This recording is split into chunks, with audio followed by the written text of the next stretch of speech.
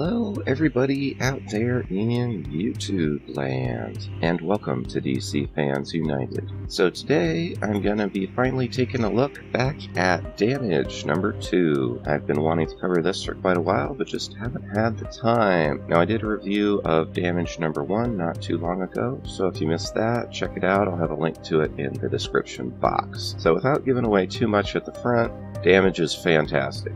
Absolutely great book. Great series. I love the first 2 issues. And I would actually go so far to say this issue is even better than the first one. But before I get into all that, I'm going to have to go through the credits. So the penciling on this is by Tony S. Daniel, who is nothing short of a master. His art is phenomenal. It's so good. Like, I'll show you throughout, and you know, it's hard to describe. It's just very, very good. The writing is by Robert Vendetti. The inker is Danny Makey, and the colorist is Tomu Mori. The letterer is Tom Napolitano, and the cover is by Tony S. Daniel as well. So we'll go ahead and take a look at the cover. It's very good. It does one thing which I like, and that is that it shows something that actually happens in the issue. Probably my biggest pet peeve is when the cover of the comic shows something that actually doesn't happen in the issue. This one does 100% show things that happen in the issue. And to top it all off, it's well drawn and shows several very prominent characters aside from Damage himself. You see Harley Quinn and Deadshot, who are both completely useless against Damage. You also see Solomon Grundy, who's a big tough guy, and Parasite in the very background, and Giganta's hand reaching for him. So maybe between the 5 they can take on Damage, but I wouldn't bet on it. So we'll go ahead and start off on the first page. So this is actually a bit of a flashback, giving you more information on Damage and his origins. So the man who becomes Damage is named Ethan. He's in the military, and he is a secret weapon, essentially. So they launch him out of a submarine on a missile. On his way, he transforms into Damage and crash lands in this place. They sent him there supposedly to fight terrorists, and that very well may be the case, but we don't know for sure because he is being misled by the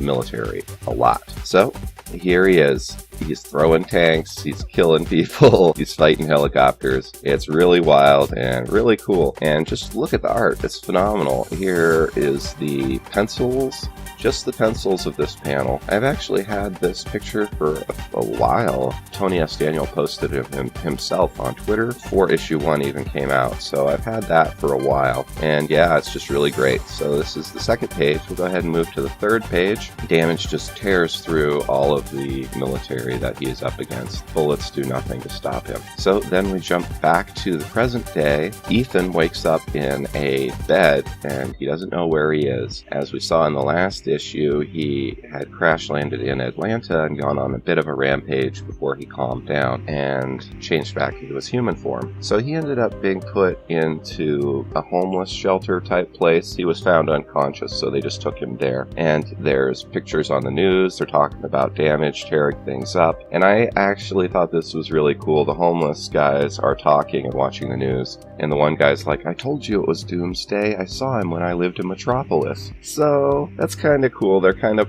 almost poking fun at Damage, being a lot like other big tough guy characters, even in DC, you know, somewhat like Doomsday, although not really. So Ethan comes out, he sees what's going on, and there's also this, I guess you'd call it a subplot, maybe it's just part of his character, where he's hearing a voice in his head. My impression is that Ethan is, you know, himself, but he's also got Damage in his head. The Damage is like his own entity. That's my guess. They don't out and out say who's talking to him, but whoever it is knows everything about the situation, so it's very likely it's Damage. And what he is telling him is that Colonel Jonas, who was his commander in the military, was lying to him about all those missions, and he was doing all kinds of stuff he doesn't even remember. So he has a mini freak out and says, "Stop, get out of my head." And all the homeless dudes are looking at him, but you know, they just assume he's crazy. So he talks to the social worker guy who runs the place, and the guy's really nice. That's one thing I've noticed throughout this issue is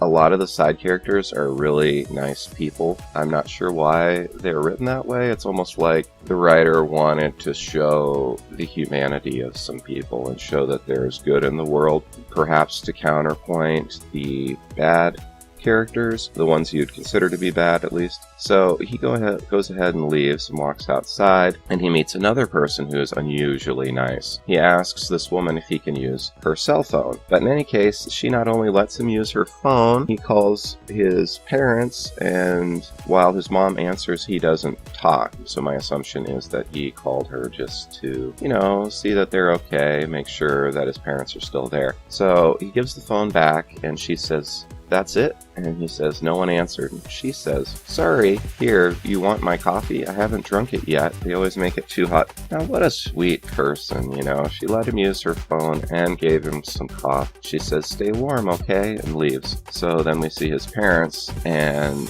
his dad says, "Helen, who was on the phone? Was it Ethan?" And she just says, "No one, Dale. No one was there." And we see a picture of Ethan on the table there, which confirms that it's his parents, because they don't out and out say they're his parents, but you can figure that out. So because he made that cell phone call, they are on to him. The government has drones in the sky, and they see where he is. So there's a funny bit where he's sitting on the street corner still, and people walking by put change into his cup, but he hasn't drunk his coffee yet, so it splashes and says, "Hey, you ruined my coffee," and he realizes there's like $1.50 in there. So he goes and buys a burger, and as he's sitting there eating it, who else but Deadshot confronts him, and Deadshot says, "You're one trigger pull away from your skull opening up like a honeydew. So honey, don't."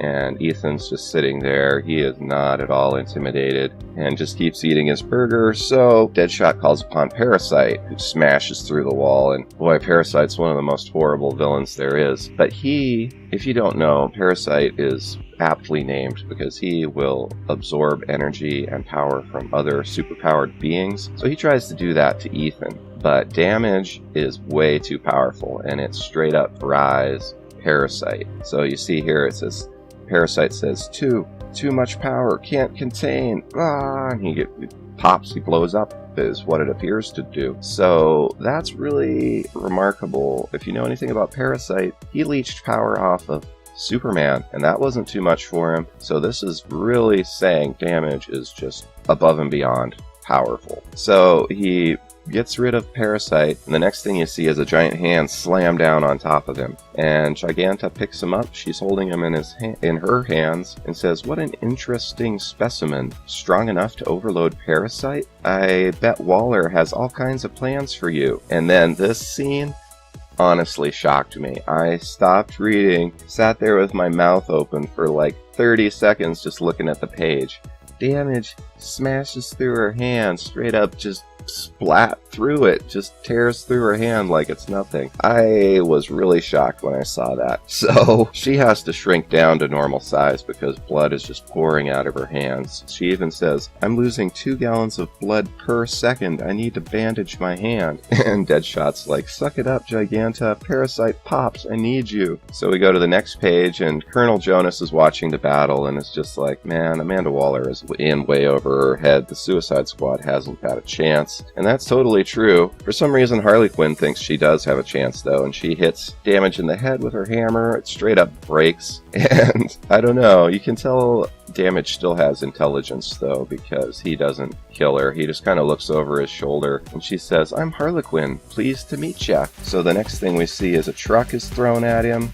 And the art on that's just awesome. I'd love to see just the penciling of that. So then Solomon Grundy confronts him, along with another villain who's in the Suicide Squad. And he's a new one. I forget what his name is. They say at some point, Akando? I guess his name's Akando. So he attacks Damage, and he does hurt him. He slashes him, and you can see the cuts on Damage. But it's not enough.